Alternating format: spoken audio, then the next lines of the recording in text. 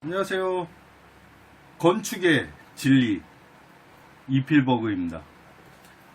전 시간에는 설계 관련해서 조금 언급을 했었죠.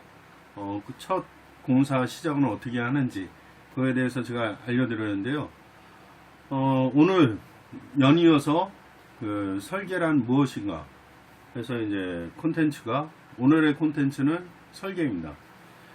근데 처음에 땅을 갖고 이제 설계 사무실에 의뢰를 하잖아요. 그러면은 이제 당연히 견적을 받을 거예요. 뭐 평당 얼마, 뭐 일단은 사용 용도에 따라 틀려요. 뭐 근린생활 시설, 일반 주거 지역, 아니면 단독, 아니면 또 세부적으로 들어가면 공장동이라던가 근생이라던가 일반 주택이라던가 빌라 이런 것들 모두가 설계비가 다 틀립니다. 근데 당연히 전 시간에도 알려드렸다시피 면적이 커야지만 설계비도 다운이 돼요. 공사비도 다운이 되는 것처럼 설계의 요소가 면적이 일단 커야 된다. 그래야 비용을 아낄 수 있다. 근데 이제 그거는 당연히 면적이 크다 보면 법인 회사에서 공장을 운영하던가 건물을 세워서 임대를 주기 위한 수단이기 때문에 일반적인 우리 개인적으로 보면 그냥 거의 설계하는 게 5층짜리 건물 보통 아니면은 대출 받고 PF를 일으켜서 뭐 원룸이라던가 뭐 7층, 12층 그 사이의 건물을 지을 것 같아요. 개인이 하는 건 그렇게 설계를 의뢰를 하다 보면 여러 가지 있어요. 설계 안에서도. 그게 어떤 뜻이냐면 일단 설계를 의뢰를 했지만 평당 단가가 얼마냐 그것도 중요합니다. 평당 단가가 얼마야. 왜? 금액이기 때문에 전체 금액이 얼마인지 나오잖아요. 평당 단가로 하게 되면. 근데 설계의 용도가 무엇이냐가 중요해요. 왜? 무엇이냐. 영화 속에 왜 있었던 것 같은데. 아무튼 설계의 용도가 만약 인허가 위한 수단, 예를 들어 허가 도면, 그냥 순수하게 허가를 받기 위한 도면, 그 도면은 좀 퀄리티도 굉장히 떨어지지만 법적인 요소만 딱 맞춰져서 이제 허가 신청을 하는 도면이에요. 그게 이제 일반적으로 허가 도면, 허가 도서라고 하는데 그거는 비용이 저렴합니다. 물론 이제 지역마다 틀리고 구마다 틀리고 설계사무실마다 금액의 차이는 있지만 일단 제일 싸요. 그 금액이. 왜? 허가만 받기 위한 도면이기 때문에 일단 세부적인 디테일은 하나도 없다고 보시면 돼요. 다만 공사를 업체가 시공업체가 건설사죠. 시공업체가 공사를 잘 할 수 있는 도면은 뭐냐면 정말 디테일 하나하나가 다 들어있는 도면이 있어야지만 공사도 잘 할 수 있습니다. 또 하나 공사도 잘할 수 있지만 견적도 세세하게 잘 뽑을 수가 있어요. 근데 요즘에 단독주택 규모가 조그만 소형 건물 같은 경우는 인허가 도면만 이렇게 그리더라고요. 보통 보면. 왜? 건축비에 포함이잖아요. 어차피 설계비가 별도지만 물론. 근데 전체 클라이언트 입장에서는 이 공사를 하기 위한 전체 금액이 포함이잖아요. 설계비도. 근데 설계비를 아끼려고 해서 그렇게 많이 인허가 도면만 의뢰를 하고 있습니다. 현재. 근데 단점 아까 말씀드렸잖아요. 디테일이 하나도 없어요. 그러면 공사하다가 창틀, 저런 창호 같은 데에 상부는 커튼파스가 달리고 하부에는 뭐가 생기겠어요? 창틀 선반이 생기겠죠.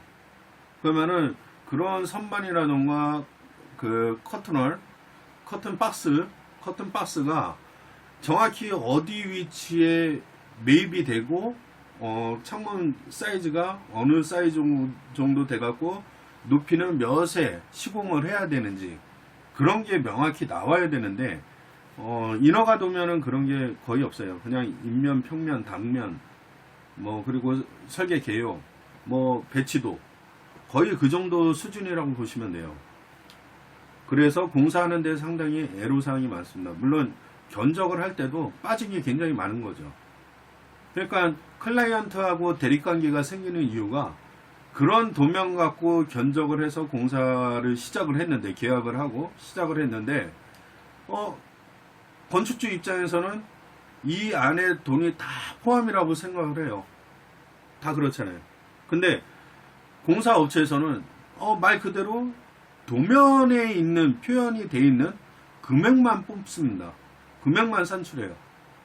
그러다 보니까 빠진 게 너무 많은 거예요. 그래서 추가 공사비가 생기는 거고 추가권이 생기는 거예요. 근데 건축주 입장에서는 전문가도 아니고 잘 모르잖아요. 그러니까 막 서로 우기고 싸우게 되는 거죠. 그래서 법적인 요소까지는 가게 되는 겁니다. 일단 제가 봤을 때 저는 이제 설계도 해보고 시공도 해보고, 물론 이제 각 회사마다 다 몇 년씩 근무를 해봤기 때문에 제일 많이 싸우는 게 그런 겁니다. 설계 변경해서, 설계 변경이라는 건 공사를 하다가 없는 부분이 있어요. 그리고 불필요하게 있는 부분도 있어요. 없애도 되는데, 그러면은 마이너스를 하던가 플러스를 하던가, 물론 하나가 없어지면 금액도 마이너스 하는 거고, 하나가 추가되면 금액도 플러스가 됩니다.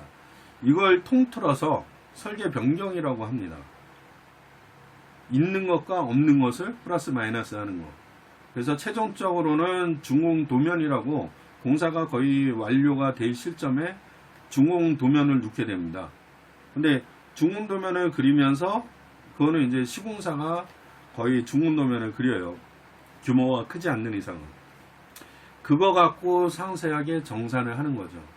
기존, 비포, 애프터 해갖고 기존 도면, 그리고 변경된 도면 클로징을 해서 이거는 마이너스고 이거는 추가권이고, 이렇게 비교를 합니다. 그래서 건축주하고 마지막 최종적인 정산을 하는 거죠. 물론 대부분의 공사는 마이너스 되는 부분은 거의 없어요. 항상 추가입니다. 거의 10개 현장 중에 10개는 거진 다 플러스가 된다고 생각하시면 됩니다. 그러다 보니까 돈이 왔다 갔다 하는 문제이기 때문에 굉장히 좀 싸움이 많이 일어나죠. 그리고 제일 중요한 건 건설회사의 브랜드가 중요하지는 않아요. 솔직히 뭐가 제일 중요하냐, 공사를 할 때는 현장 소장의 자질이 중요합니다. 도면이 굉장히 잘 그리면 뭐합니까? 현장 소장이 이런 경험도 굉장히 많이 했거든요. 현장 소장의 경력은 한 30년 막 이렇게 되시는 분이 옛날 노하우로 이런 건 필요 없어. 도면에 분명히 있는데 이런 건 필요 없어. 이런 건 필요 없어. 이런 경우가 굉장히 많아요. 연세 드신 분. 근데 그런 부분을 빼먹다가 항상 말썽이 나오는 게 정상관계에서도 말썽이 나오고, 또 하자 관계에서도 말썽이 많이 생깁니다. 그리고 여러분들한테 부탁드리고 싶은 건 일반 허가도면만 의뢰하지 않으셨으면 좋겠어요. 시공사도 난감하고 클라이언트도 마지막에는 굉장히 마이너스 요소가 될 겁니다. 차라리 처음에 설계를 의뢰할 때 제대로 된 설계를 맡기시는 게 좋지 않을까 생각이 듭니다. 왜? 제대로 된 설계를 맡기면 심지어 재료는 어떤 거로 쓰고 어떤 마감재를 쓰고 이런 표현까지는 다 돼요. 근데 어떤 석재를 쓰고 마감재를 어떤 식의 마감재를 쓰고 어떤 제품을 쓰고, 아니면 심지어 스펙을 박아놔요.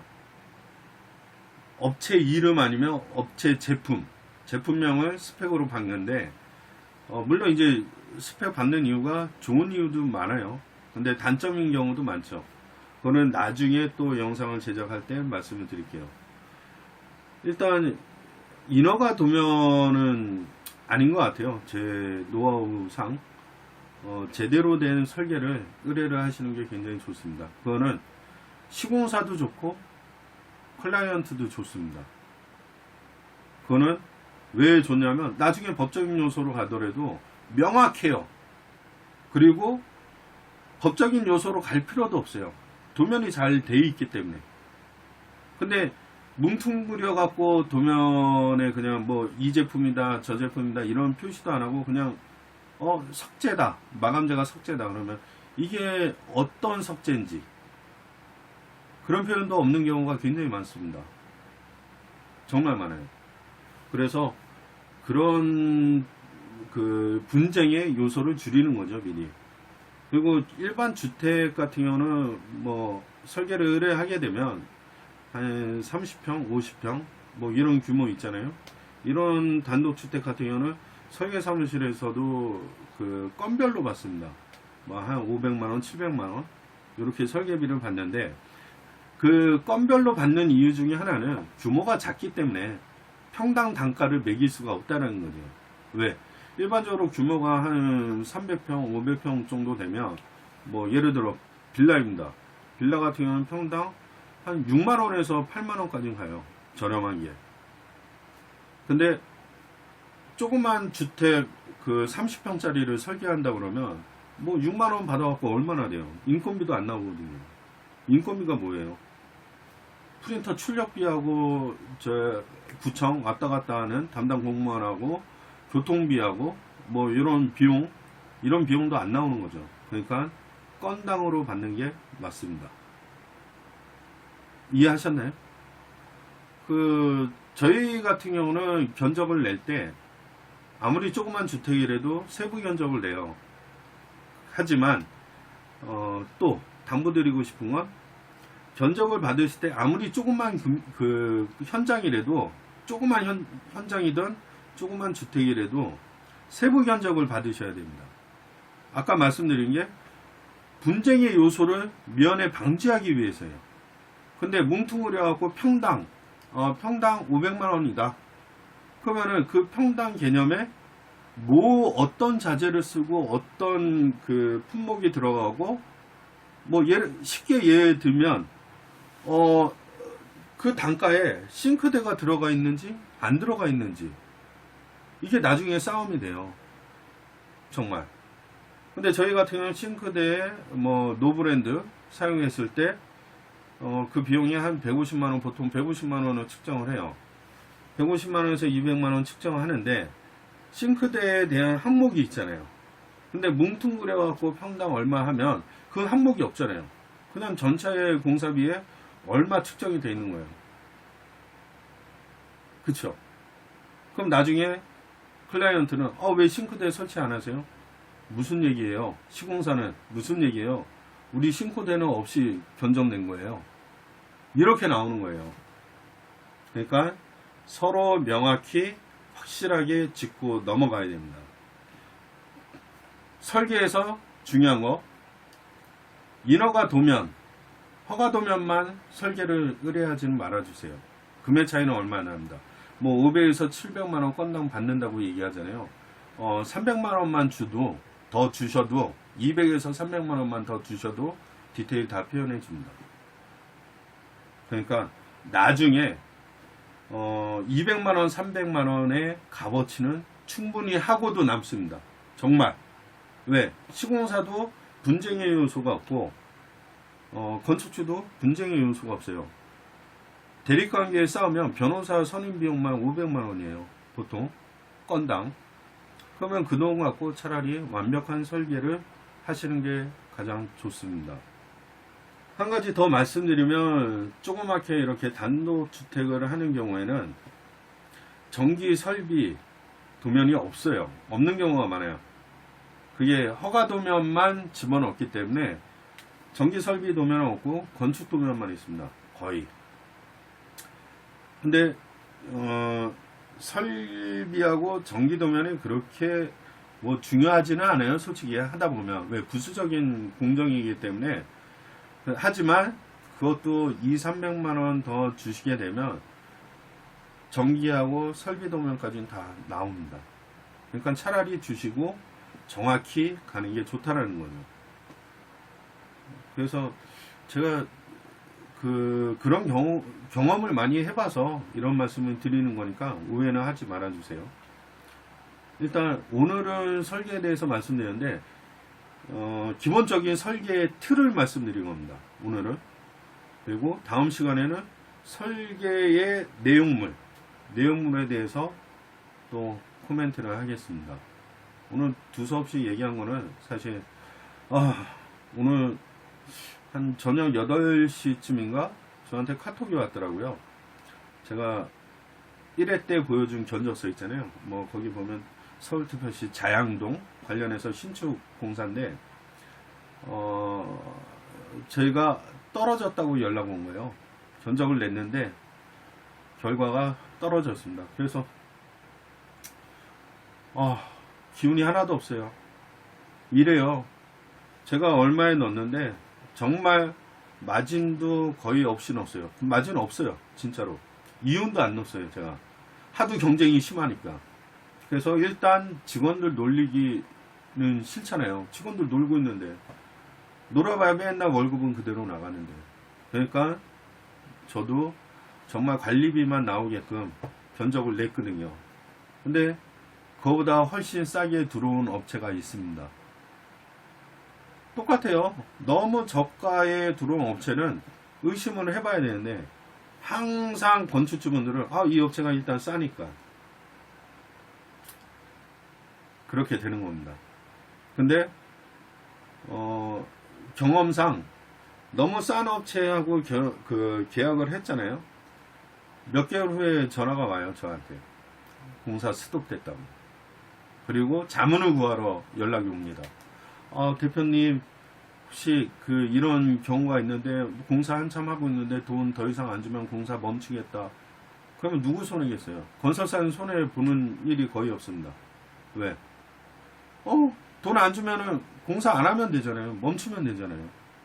물론 지체 상환금에 대한 계약서에 표준 계약서에 명시가 되어 있습니다. 뭐 지체율 1000분의 1 뭐 이렇게 표준 계약서가 있는데 물론 지체 상환금이라는 금액이 있지만 건설사 입장에서 전문가가 아니잖아요. 클라이언트는 이만큼 돈 기존에 준 거에서 이만큼 공사해 갖고 충분히 했습니다. 그러니까 돈을 주셔야죠. 이렇게 나와요. 그럼 전문가가 아니니까 저 같은 사람한테 연락이 와요. 어떻게 해야 되냐고. 그럼 저도 뭐라고 얘기를 못해요. 사실 거기는 현재 진행형이잖아요. 그러다 보니까 제가 시공사의 편을 들 수도 없고 클라이언트 입장에 서서 편을 거의 대부분 들어드리죠. 왜? 그래도 지인이고 가만 고객이기 때문에 언젠간 저한테 의뢰를 하실 거 아니에요. 안 하시는 분도 많고요.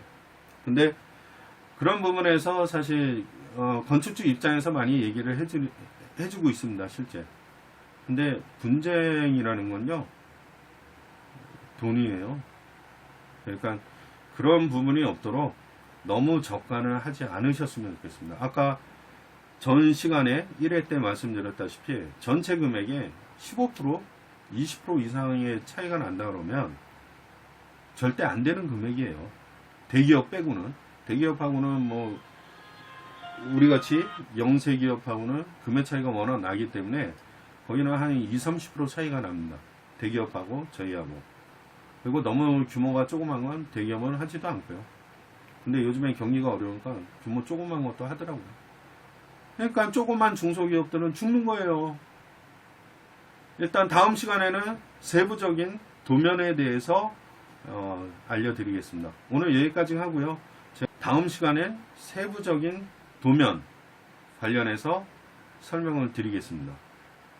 아셨죠? 그리고 다음에는 제가 현장에 경험을 했던 영상들이나 아니면 사진들을 이렇게 영상식으로 만들면서 제가 말씀을 드리겠습니다. 감사합니다.